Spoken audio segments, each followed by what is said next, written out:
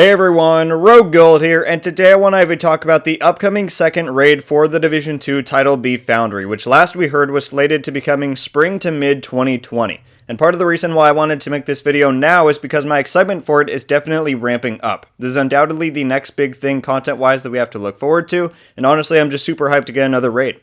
And before you scroll down to the comments, I already know a lot of you are upset that we don't have this raid already. If you didn't know, it was originally supposed to come out last October, so it has gotten a 6-month plus delay, which obviously sucks. I'm not trying to sit here and defend that. What I am here to do, however, is to talk about it and what we can do to prepare for it, because however you do feel about it, its release window is fast approaching. So let's leave the disappointment at the door. Trust me, I get comments about the raid on nearly every video, even if I don't mention it once, so I understand your frustrations truly. But let's look past that, be happy we've waited the majority of the delay time, and let's talk about what's to come. I want to start by saying I think for it being their first ever one, Massive did a really good job with Operation Dark Hours. While it didn't have necessarily the most complex boss mechanics in the industry, it had a lot of memorable locations and fights. I went back and replayed it the other day, and that's the gameplay you're seeing in the background here, and honestly I think raids might be my favorite thing about Division 2, which may sound surprising given I'm a pretty diehard PvP player, but since I think we can all agree that PvP has been a bit lackluster in this game ever since launch, this raid really just fulfills a certain promise of what this game has to offer.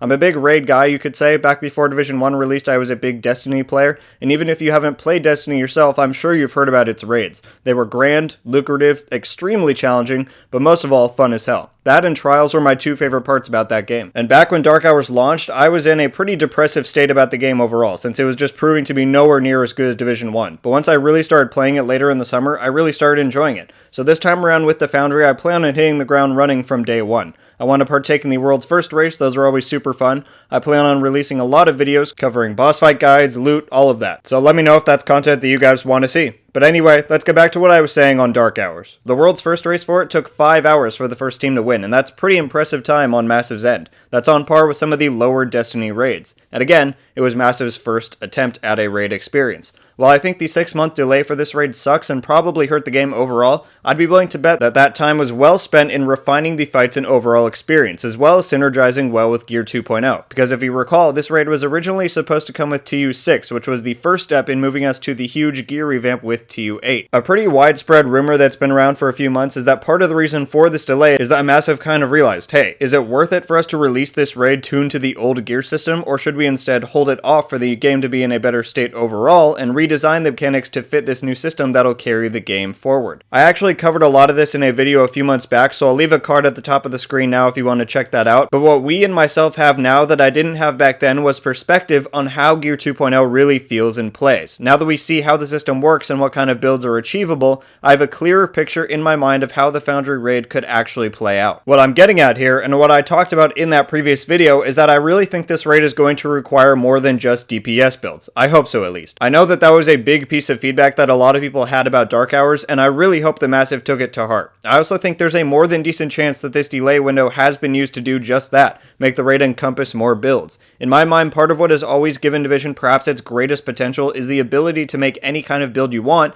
and that promotes whatever playstyle you enjoy. Whether it be for the first game or this one, it's just Division's niche. It's a big reason why I love and play the game for sure. And one thing that's always surprised me is how little the devs lean into using this build freedom to make interesting mechanics and challenging content. Obviously, they wouldn't want to make every campaign mission require a different build because that would just be kind of a headache, but in an activity like the raid, that's the perfect place to implement mechanics that require more than just DPS. I actually believe the best example of this wasn't done in Div 2, but in the original. If you played Division 1, you may remember the final incursion to release, Stolen Signal. And while it wasn't too heavy on mechanics or required builds, there was a few notable ones. Most memorable is probably the final encounter, where you ideally needed 3 shield users to cover the hostages against the minigun fire. It was doable with 2, and I know many did it with just 1, but in essence you needed that build, or at least the skill, in order to succeed. Then you had the electric floor room, sorry I forgot the boss's name, and while no builds were required here, having a reclaimer or someone with a high-powered immunizer made the fight a ton easier by alleviating the shocking floor mechanic.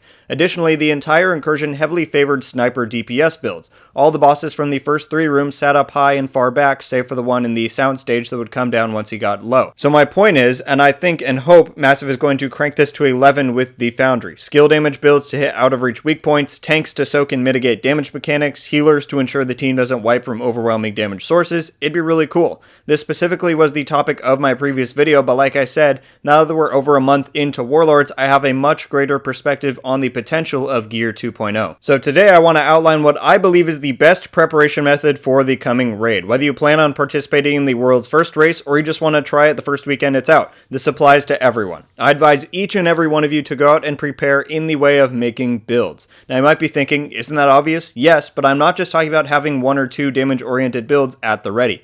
I mean you need to cover all of your bases, because if my speculation is at least partly correct, then this raid is going to take a lot more variety. So, I'm going to list off the types of builds that I think are most likely to be of use in the raid and that you should try to have in your arsenal, because in case things are needed or just make the encounters easier, you don't want to be the one who says you only have one type of build at the ready. Being flexible in what you can run means the difference between you and your team beating the raid or not. So let's get into it. And obviously this will depend on if you have a regular team to run with or not. If you're flying solo, you should try to get at least some, or if possible, all of these options. That way when you're playing with an LFG and all your teammates only have their selective builds, you can be the one that changes the course of your progress. Or, if you have a group that you regularly run with and you know you'll be running the new raid together, it'll be a bit easier as you can delegate who makes and saves which builds among you. But here's my recommended list. I've made 8 selections, so bear with me here. My picks are a DPS build, a tank, preferably with a shield, a healer, a sniper, a skill damage build, a CC support, a hazard protection support, and a hybrid build. Most of these are pretty obvious as to why you'd want them at the ready like the first 4, but some of these ones have definitely risen to prominence in Gear 2.0 and TU8, which is why I believe they could be included in the raid.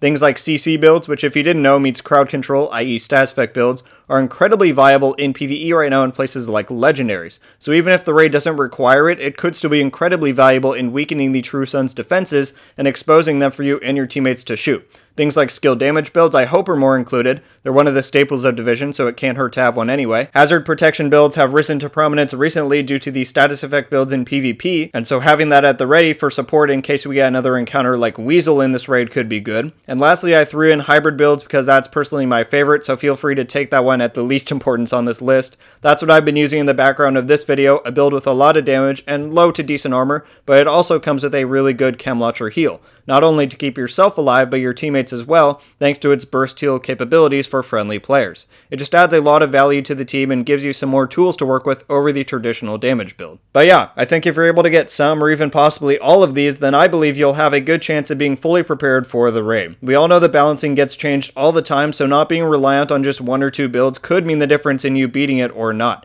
Additionally, if we do see Massive take advantage of their incredible mechanic-specific build potential, then you may very well need some of these builds in order to secure victory in the Foundry Raid. But yeah guys, that's all I've got for today. What do you all think about my ideas for raid preparation? I've got 3 things I want you to tell me down in the comments. 1, do you agree with my picks for raid ready builds, or have I overlooked any? Which would you change or add? 2, are you hyped for the raid like me or a bit more reserved? And 3, when do you think we'll actually be getting this raid? I'll place an optimistic bet that we see this thing by the end of May. That'll place it at just about a year since Dark Hours, and I think Massive probably feels that that's a good release window. But yeah, let me know your thoughts on all 3 of those things. Let's start a dialogue. I'd love to hear what you guys have to think. Thanks for watching everyone. Leave a like if you enjoyed this video, and be sure to subscribe with notifications on so you can be updated every time I upload. The excitement is starting to build for this thing. Let's hope we don't have to wait too long. Until the next one guys, RogueGold out.